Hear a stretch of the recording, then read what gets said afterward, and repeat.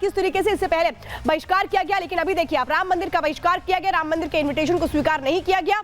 याद है आपको, जब नई संसद का उद्घाटन हो रहा था तब भी एक तरह से कांग्रेस ने सियासत की थी और उस कार्यक्रम में वो शामिल नहीं हुए। G20 का जो एक तमाम देशों के जो राष्ट्राध्यक्षों के साथ डिनर पार्टी थी, वहां पे भी नहीं गए विपक्षी पार्टीज, उन्होंने उसका बहिष्कार किया। राष्ट्रपति के अभिभाषण तक का इन लोगों ने बहिष्कार कर दिया था।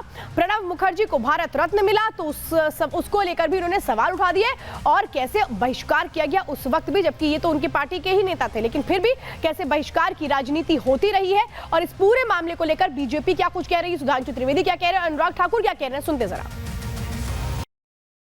संसद सत्र चलता है तो कांग्रेस बायकॉट करती है, मोदी जी का भाषण हो तो बायकॉट करती है, संसद भवन बना तो कांग्रेस ने बायकॉट किया। तो जब जब अच्छा काम होता है कांग्रेस बायकॉट करती है। देश की जनता भी एक अच्छा काम करेगी, कांग्रेस का बायकॉट अगले चुनाव में करेगी। नई संसद भवन के उद्घाटन का बहिष्कार किया, जीएसटी लागू हुआ, G20 अभी हुआ, उसमें महामहिम राष्ट्रपति के द्वारा दिए गए भोज का बहिष्कार किया। इसी बहिष्कार के चलते हुए जनता भी क्रमशः उनको सत्ता से बहिष्कृत करती चली जा रही है। और आइए अब आपको बताते हैं कि आखिर अयोध्या में जो साधु संत हैं, जो पूरी तरह से तैयारी कर रहे हैं क्योंकि बहुत वक्त करीब है प्राण प्रतिष्ठा का, वो किस तरह से नाराजगी व्यक्त कर रहे हैं जब निमंत्रण को ऐसे ठुकरा दिया जाता है। सुनिए जरा। राजनीति तो बहाना है। एक है कि जिस प्रभु को हमने नकार दिया है, जिस राम को, और उनका अस्तित्व काल्पनिक कह दिया है, उनके लिए हम क्यों जाएं, इसलिए उन्होंने आना स्वीकार नहीं किया। इन्होंने राम मंदिर का न्योता को ठुकराया है, उन्होंने निमंत्रण को नहीं ठुकराया है, उन्होंने भगवान राम को ठुकराया है। यस ना हो हाल तुम्हारा, रहा न कुल कोई रोबनहारा, ये स्थिति ना हो जाए कांग्रेस पार्टी का। अयोध्या में अलग अलग रंग, अलग अलग तस्वीरें निकलकर सामने आ रही हैं। सोचिए, दूर दूर से जो लोग हैं उपहार स्वरूप बहुत सारी चीजें लेकर आ रहे हैं। हर कोई अपनी तरह से राम मंदिर को लेकर के कैसे भावनाओं के जरिए उपहार भी दे रहा है मंदिर ट्रस्ट के लोगों को। इस वक्त किस तरह से उत्सव की अलग अलग तस्वीरें देखने को मिल रही है अयोध्या से, देखिए जरा।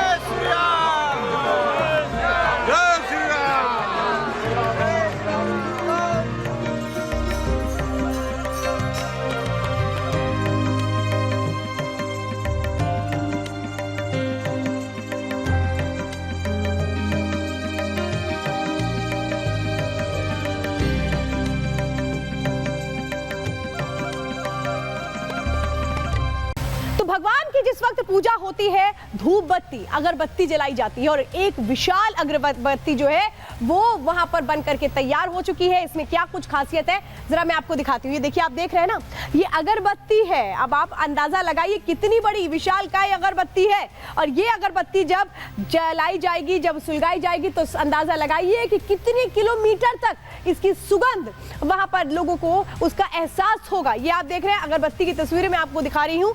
बहुत सारी खासियत है इस अगरबत्ती में, वो खासियत क्या है चलिए जरा वो भी अब आपको बता देते हैं। लेकिन ये जो अगरबत्ती है, किस तरह से भगवान श्री राम के मंदिर में जब इसको लगाया जाएगा, इस अगरबत्ती को उस जगह पे लगाया जाएगा तो कैसे इसकी जो सुगंध है वो चारों ओर फैलेगी, उसके बारे में जरा हम जानकारी देते हैं। जो ये अगरबत्ती अभी आप देख रहे थे, 108 फीट लंबी अगरबत्ती है। इसके वजन की बात की जाए तो 3610 किलोग्राम इसका वजन है।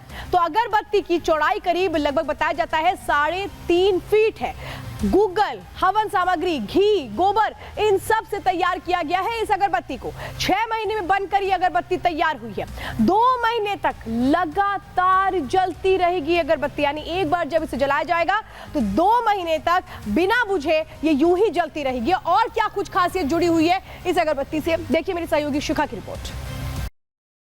ये 108 फीट लंबी अगरबत्ती जो है वो गुजरात से यहाँ पर आई है, उसकी तस्वीर आपको दिखाएंगे। देखिए यहाँ से अगर देखेंगे तो 108 फीट ये लंबी अगरबत्ती है। बहुत मेहनत इसमें लगी है, लगभग 6 महीने का वक्त लगा है और भावपूर्ण ये अगरबत्ती इसको हम कहेंगे, क्योंकि ये जो अगरबत्ती है बहुत भाव से बनाई गई है और इसमें जितनी भी नेगेटिव ऊर्जा है उसको हटा के पॉजिटिविटी लाएगी। अयोध्या पूरा महकेगा इस अगरबत्ती से।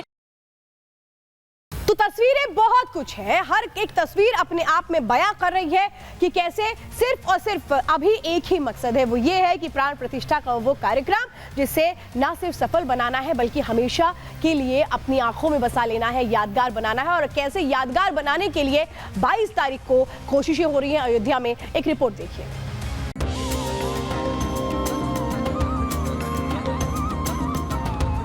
प्रभु राम मंदिर में विराजने वाले हैं, बस 11 दिन का इंतजार शेष है। श्री राम आएंगे। अयोध्या की छटा उस दिन 22 तारीख को देखते ही बनेगी। देश विदेश में बैठे हर एक शख्स की नजर अयोध्या पर होगी। अलग माहौल होगा, पूरी अयोध्या नगरी राममय होकर राम के भजनों से गूंज रही होगी। अलग ही दृश्य होगा, अलग नजारा होगा, वहां मौजूद हर शख्स का रोम रोम खिल उठेगा। जैसे होता है कि कोई व्यक्ति धूप में चलता हो और धूप में चलते चलते उसे छाया मिल जाए तो उसको लगेगा हमको कूलर मिल गया, हमको एसी मिल गई। ये समारोह 5 दशकों के लंबे इंतजार के बाद होने जा रहा है। हर कदम पर आगे बढ़ने के लिए नियम कायदे हैं। रामलला की प्राण प्रतिष्ठा से पहले कुछ देवी देवताओं की पूजा होगी, जिसकी जानकारी रिपब्लिक भारत के कैमरे पर संत ब्रह्मर्षि राम व्यास ने दी। मंदिर निर्माण हो रहा है, यह किसी पार्टी किसी दल से ऊपर बल्कि भारत नहीं विश्व स्तर की बात है। भगवान राम पूरे विश्व के कण-कण में समाये हुए हैं, इसलिए भगवान श्री राम का मंदिर ये शुभ संदेश है। 22 जनवरी को बहुत बड़ा आयोजन होने वाला है, इसलिए मंदिर प्रशासन से लेकर यूपी प्रशासन किसी कीमत पर नहीं चाहता कहीं कोई चूक हो। सुरक्षा के कड़े इंतजाम किए जा रहे हैं। स्पेशल फोर्स से लेकर AI टेक्नोलॉजी से 22 जनवरी को अयोध्या में एक एक गतिविधि पर नजर रखी जाएगी। देखिए, आर्टिफिशियल इंटेलिजेंस से तात्पर्य है कि हम अपने पास उपलब्ध जानकारी को अपने सर्वर पर रखें और उसके बाद उन सभी सॉफ्टवेयर का हम इस्तेमाल कर रहे हैं जिनके द्वारा हम असामाजिक तत्वों के बारे में जानकारी, जो उपलब्ध जानकारी उससे यहाँ आने वाले लोगों को कंपेयर कर सकते हैं।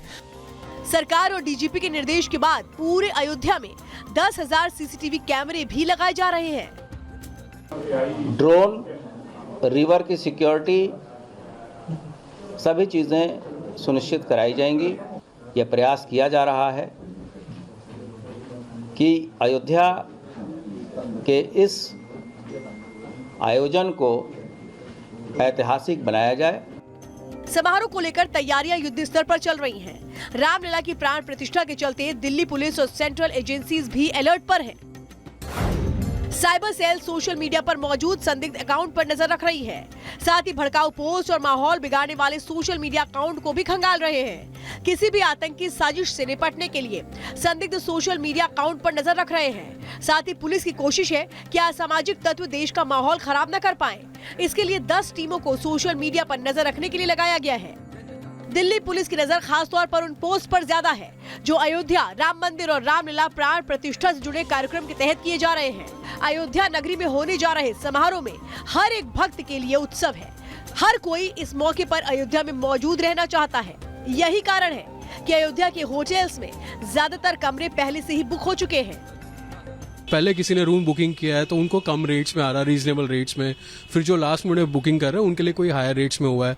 तो ऐसा उछाल नहीं हो, तो जनरल ट्रेंड है जो मार्केट में। आप जैसे फ्लाइट्स भी बुक करते हो आज, जैसे आप अगर प्रीवियस डेट के लिए करोगे आज से 2 महीने के बाद, तो रेट्स कम रहेंगे। जैसे आप नज़दीक वाले डेट्स पे जाओगे तो रेट्स काफ़ी हाई हो जाते हैं। तो वैसे ही होटल्स में भी और नॉर्मली रेट्स है पूरे मार्केट में। होटल के कमरे तेजी से बुक हो रहे हैं और अयोध्या में होटल्स की हाई डिमांड देखते हुए दामों में उछाल देखने को मिल रहा है। जैसे जैसे बुकिंग्स आती गई है लास्ट मिनट पे, वैसे वैसे और किसी होटल में बचे रहेंगे 5 रूम्स है, 6 रूम्स है, तो रेट्स थोड़े से हायर साइड पे है। ये वही घड़ी है जब राम भक्तों का 500 साल का इंतजार खत्म हो रहा है। ये वो समय है जब अयोध्या विकास पथ पर अग्रसर है। ये वो वक्त है जब अयोध्या वासियों को रोजगार मिल रहा है, कारोबारियों का व्यापार बढ़ रहा है। ऐसी एक छोटी सी पान की दुकान अयोध्या में है जो बेहद पुरानी है लेकिन उतनी ही मशहूर भी है। पहले दादी बाबा ही करते थे, उसके बाद पिताजी ने किया तो मंदिर के पास ही दुकान दी तो वहीं शिफ्ट, वहीं पे लोग करते थे। बाद में जब 92 के बाद हम लोग इधर मतलब हमारी दुकान शिफ्ट हो गई, तब से अब पापा के बाद हम लोग करने लगे हैं। रामलला का आगमन हर किसी के जीवन में हर्षोल्लास लेकर आया है। दिल्ली से कोई गाय अयोध्या भेज रहा है तो कोई राजधानी में ही 51 फीट ऊंची हनुमान जी की मूर्ति बना चुका है, जिसका अनावरण 22 जनवरी को किया जाएगा। जाहिर सी बात है, देश भर से हर राम भक्त किसी न किसी तरह इस समारोह में अपना योगदान देना चाहता है। हर किसी के जहन और जुबान पर अब सिर्फ एक ही नाम है, राम नाम। Bureau report, Republic Bharat.